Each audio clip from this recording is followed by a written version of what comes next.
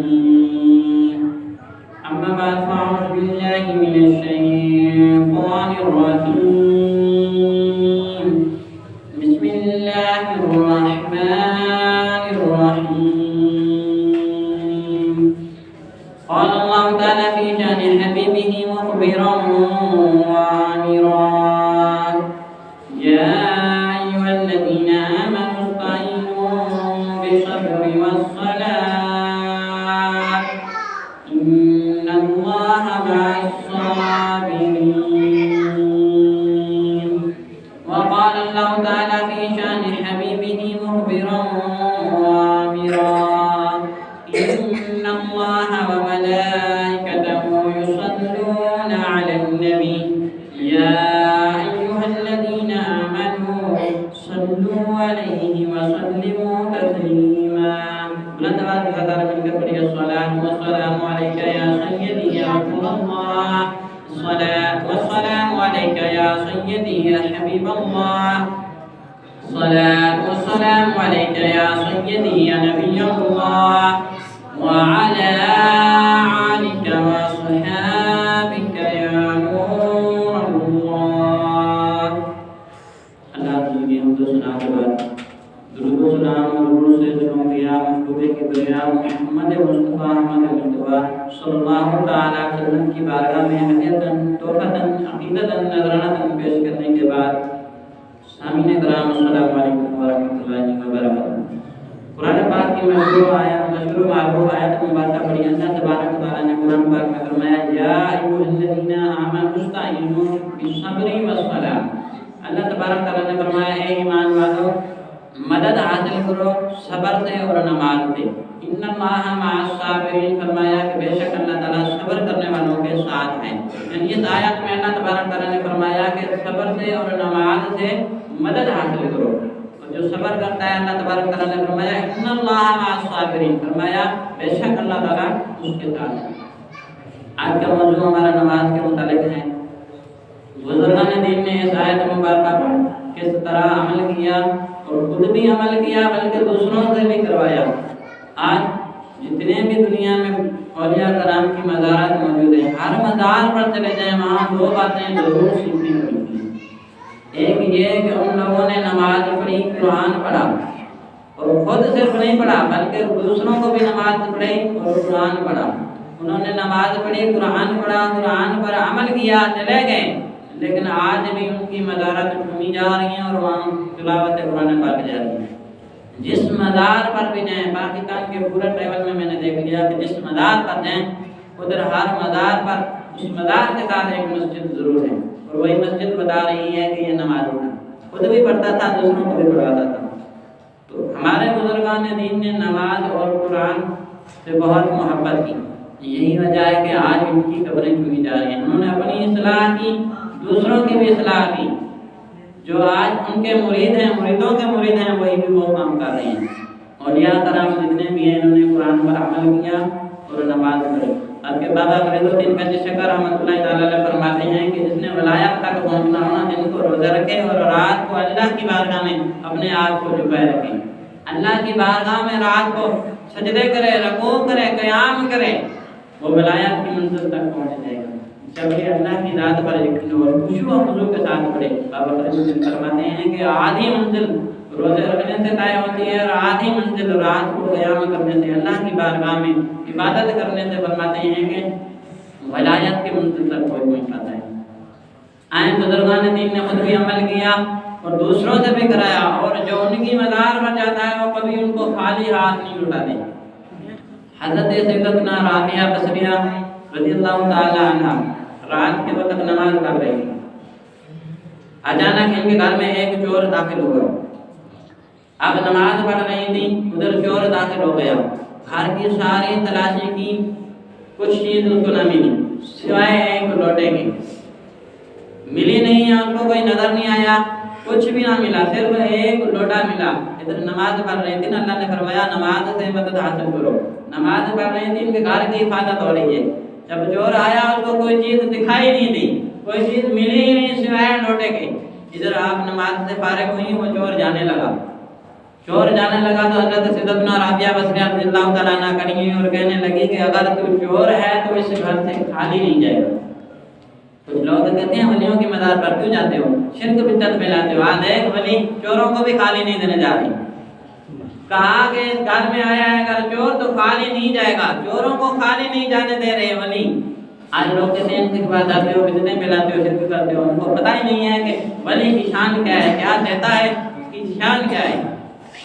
فرمایا اگر تو چور ہے تو خالی ہاتھ نہیں جائے گا۔ وہ کہنے لگا تو مجھے تو کچھ ملا ہی نہیں، سوائے تمہارے گھر میں ایک لوٹا دکھائی دے رہا ہے، اس کے علاوہ تو کوئی چیز مجھے دکھائی نہیں دے رہی۔ فرمایا اسی لوٹے سے مدد حاصل کر، جا لوٹا اٹھا، وضو کر اور نماز کے لیے کھڑا ہو جا، بے شک ادھر سے کچھ نہ کچھ حاصل کر کے جائے گا۔ اب وہ چور وضو کیا، نماز کے لیے کھڑا ہوا، ادھر نماز کے لیے کھڑا ہوا، تکبیر باندھ کر اللہ کی بارگاہ میں کھڑا ہوا، ادھر حضرت سیدتنا رابعہ بصریہ نے ہاتھ اٹھائے، یا اللہ افضل یہ میرے گھر آیا چوری کرنے کی نیت سے لیکن اس کو کچھ نہیں ملا، آج رابعہ بصریہ نے میں نے اسے تیری بارگاہ میں کھڑا کر دیا ہے، اپنے فضل و کرم سے اس کو محروم نہ کرنا۔ ادھر ہاتھ اٹھائے، دعا کی، فرمایا میں نے تیری بارگاہ میں کھڑا کر دیا ہے، اس کو اپنے فضل و کرم سے محروم نہ کرنا۔ راوی لکھتا ہے کہ جیسے دعا ختم ہوئی اس چور کو نماز کے ساتھ محبت ہو گئی، ساری رات نماز پڑھتا رہا۔ جب سحری کا وقت ہوا، صبح کا وقت ہوا، سحری کا وقت ہوا تو آپ اس کے قریب گئیں، پوچھنے لگی، فرمانے لگی یہ بتا تیری رات کیسے گزری، تو نے رات کیسے گزاری؟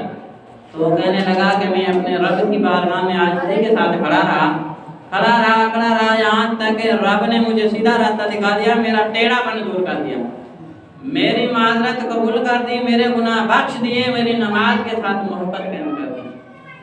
اب وہ جب نماز سے فارغ ہوا، شرمندگی کے آثار منہ پر لے کر روانہ ہو گیا، گھر کی طرف روانہ ہوا، ادھر سے گیا، پھر رابعہ بصریہ رضی اللہ تعالیٰ عنہ نے ہاتھ اٹھایا اللہ کی بارگاہ میں، یا اللہ یہ بندہ تیری بارگاہ میں تھوڑی دیر کے لیے کھڑا ہوا، ایک رات کے لیے کھڑا ہوا، تو نے اسے قبول فرما لیا، کیا تو نے مجھے بھی قبول فرمایا ہے؟ کیا تو نے مجھے بھی قبول فرمایا ہے؟ یہ تو تھوڑی دیر کے لیے ایک رات کے لیے کھڑا ہوا ہے، تو نے اسے قبول فرما لیا، میں کب سے تیری بارگاہ میں کھڑی ہوں کہ مجھے بھی قبول فرمایا ہے؟ تو اچانک آپ نے اپنے دل کے کانوں سے سنا ہے رابعہ ہم نے اسے نزدیکی تیری ہی وجہ سے دی ہے، اسے اگر قبول کیا ہے تو تیری وجہ سے کیا ہے۔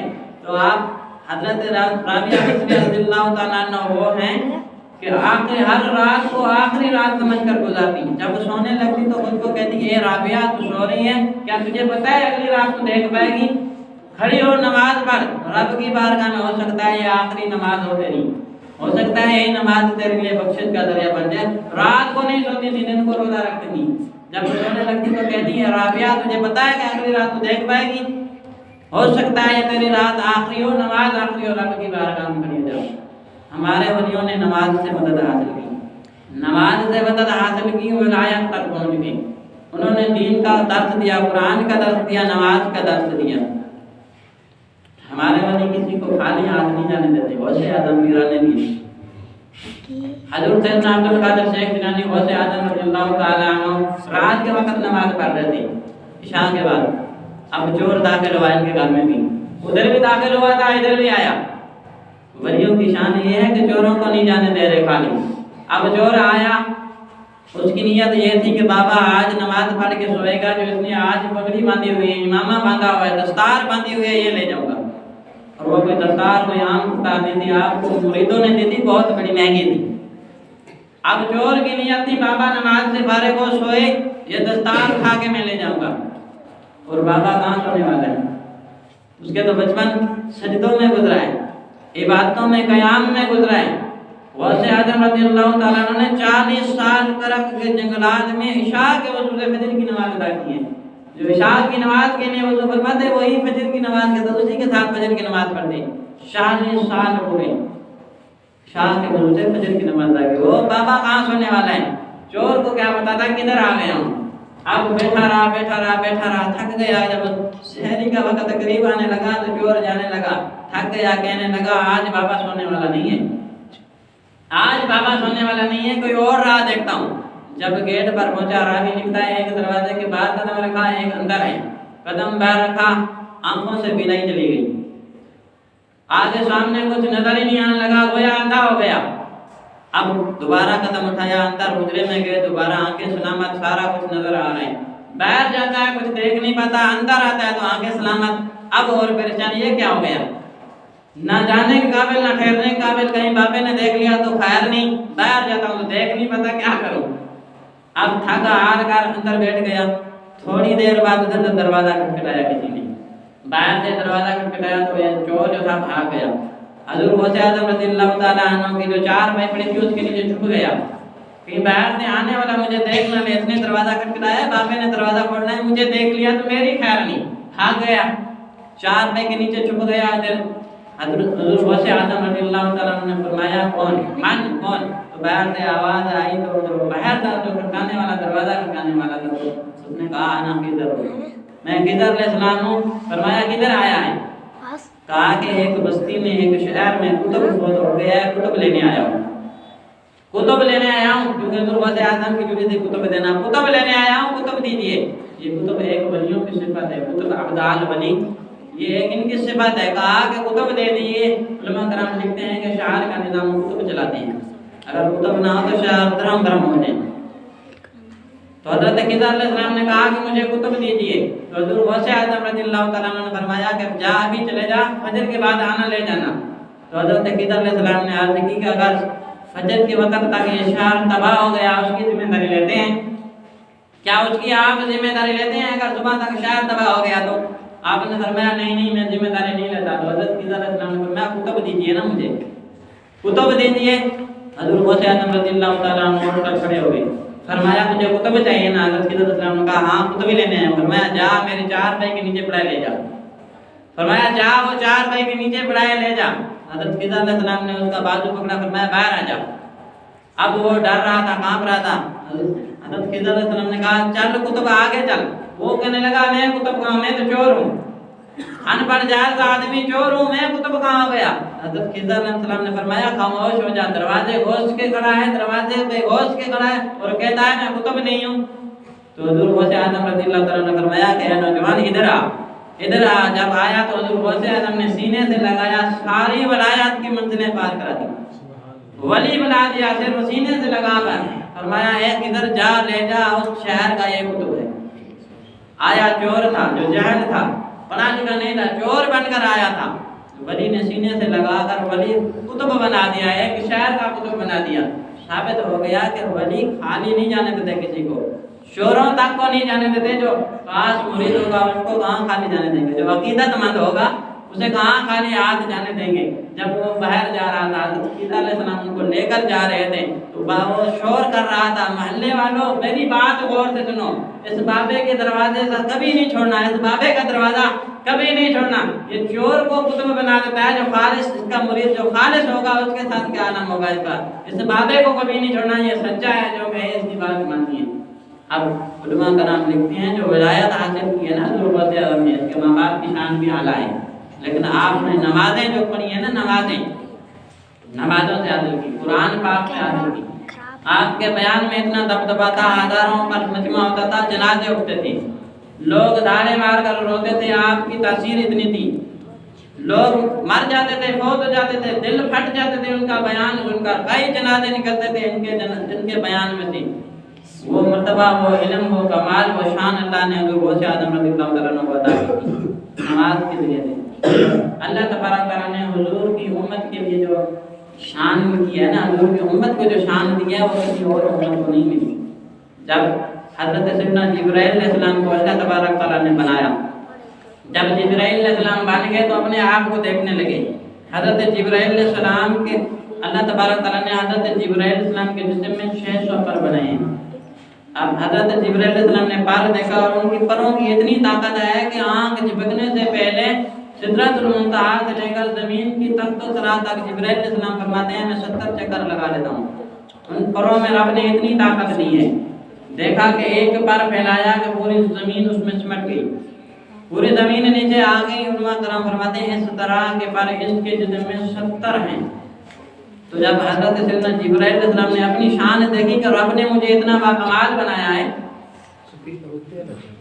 اتنا باکمال بنایا ہے، تو کیوں نہ میں رب کا شکر ادا کروں۔ کیوں نہ میں اپنے رب کا شکر ادا کروں تو حضرت سیدنا جبرائیل علیہ السلام کھڑے ہو کے رب کی بارگاہ میں 2 رکعت نماز نفل پڑھی، 2 رکعت نماز نفل پڑھی۔ بزرگان دین نے لکھا ہے کہ پورے 30,000 سال میں صرف 2 رکعت نماز نفل پڑھی، 30,000 سال میں اللہ کی بارگاہ میں شکر ادا کرنے کے لیے کہ اللہ نے مجھے اتنا کمال دیا ہے۔ جب 30,000 سال مکمل ہوئے، نماز پڑھ کر فارغ ہوئے تو حضرت جبرائیل علیہ السلام نے کہا یا اللہ تو نے مجھے شان کمال کی دی، کمال کی شان دی، لیکن میں وہ عبادت کر کے جا رہا ہوں، وہ شکر ادا کر کے جا رہا ہوں جو پہلے نہ کبھی کسی نے کیا تھا نہ ہی کوئی کرے گا۔ ایسا شکر ادا کر کے جا رہا ہوں، ایسا کوئی شکر ادا نہیں کرے گا۔